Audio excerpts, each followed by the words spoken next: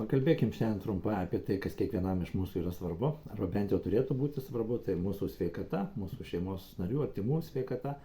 Ir konkrečiai pakalbėkim šiandien apie riebalus. Daugeliu girdėti terminai kaip sotie riebalai, nesotie riebalai. Trumpai prabėkim apie tai, kas tai yra.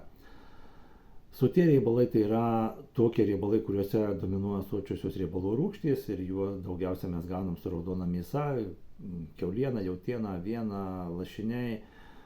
Taip pat dešroje subproduktuose bei kituose riebiuose produktuose esantys riebalai, kaip sviestas, margarinas, grietinės, sūris ir panašiai. Paprastai sočių riebalų mūsų organizmas gauna gerokai daugiau negu reikia mūsų organizmui. Ir šie riebalai pavojingi tuo, kad jie limpa prie kraujagyslių sienelių, sukelia jų uždegimą, taip pat susiaurėjimą, didina kraujospūdį bei skatina įvairias kraujagyslių bei širdies ligas. Taip pat šie riebalai linkę sulipdyti į gumulus kraujo krūneles, bet tokiu būdu tirština kraują, didina riziką susirgti antrojo tipo diabeto ir kitas rizikas gali sukelti mūsų organizme. Ir sotieji riebalai taip pat daug turi kitų kenksmingų, gali turėti kitų kenksmingų pasiekmių mūsų organizmui. Nesotieji riebalai tai yra polinesotieji riebalai ir mononesotieji riebalai.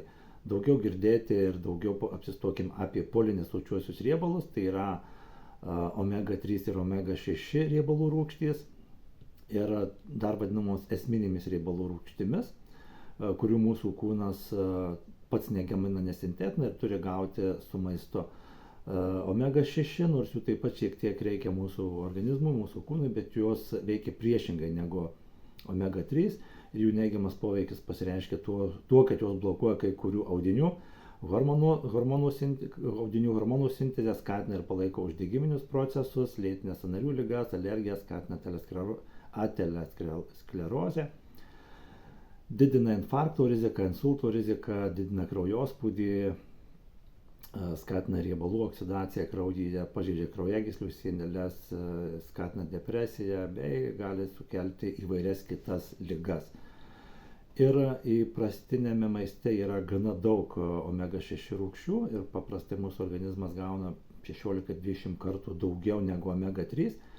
Ir tai prisideda būtent prie aukšto sergamumo kraujagyslių ligomis, širdies įvairiomis širdies ligomis, smegenų ligomis, psichikos ligomis, prisideda prie lėtinių uždegimų, nebereikalo Lietuvoje daugiausia turbūt Europoje arba viena iš daugiausiai šalių, kuriuose didžiausias mirštamumas nuo širdies ir kraujagyslių ligų susirgimų.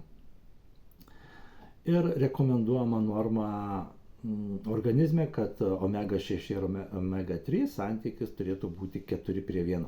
Todėl mums svarbu mažinti organizme omega 6 riebalų rūgščių kiekį bei didinti omega 3 riebalų rūgščių kiekį.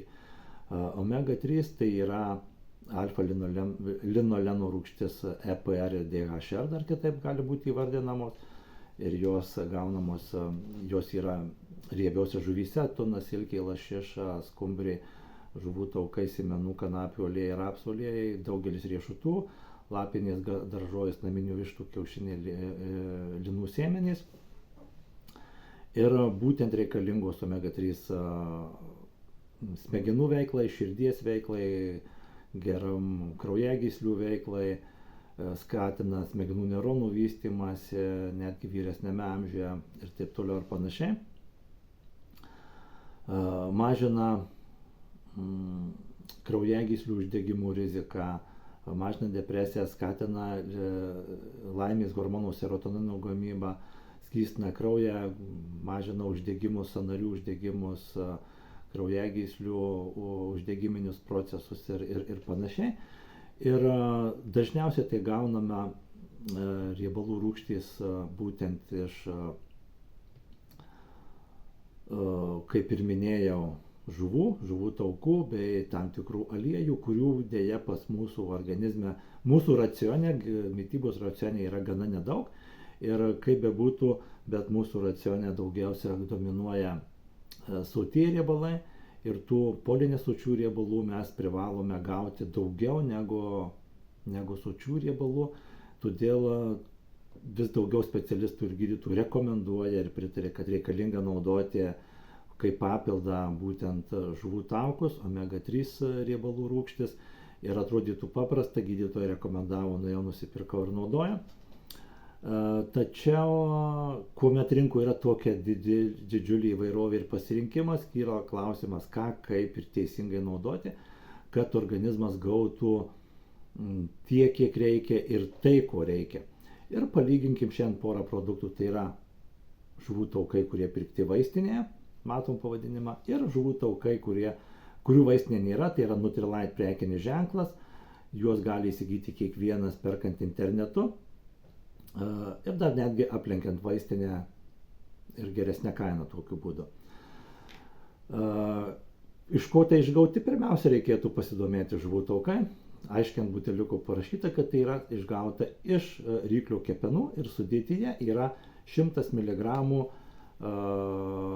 alkiglicerolio. Alkiglicerolis tai būtent ir yra tas riebalas, būtent kuris išgautas iš ryklio kepenų.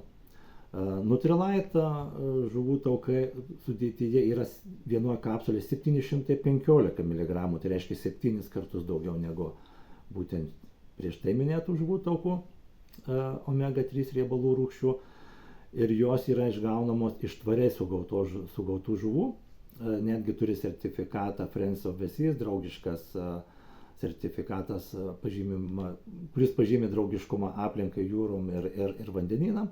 Tai reiškia, kad žuvys nebuvo nužudytos, jos buvo nusiurbta dalis riebalų ir jos toliau augina riebalus, kad galėtų kažkas kitas dar panaudoti. Galbūt mes ir patys dar galbūt ta žuvis paklius dar kartą į tinklą.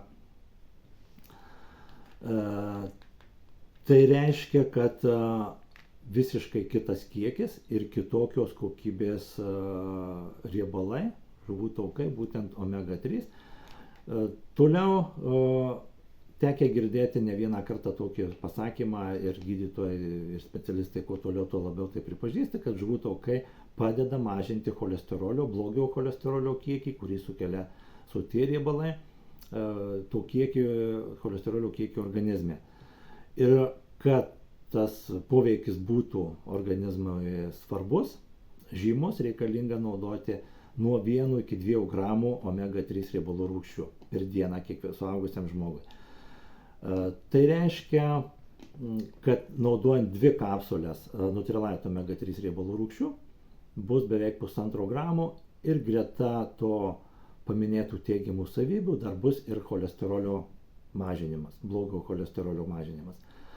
Tam, kad gauti 1,5 gramo šių žuvų taukų pirktų vaistinė, reikės sunaudoti maždaug 14-15 kapsulių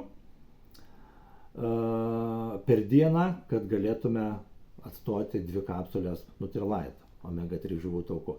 Sunku įsivaizduoti, kas bus mūsų skrandyje, kas bus jūsų skrandyje ir kas bus organizme, jeigu mes sugersim 14-15 kapsulių per dieną.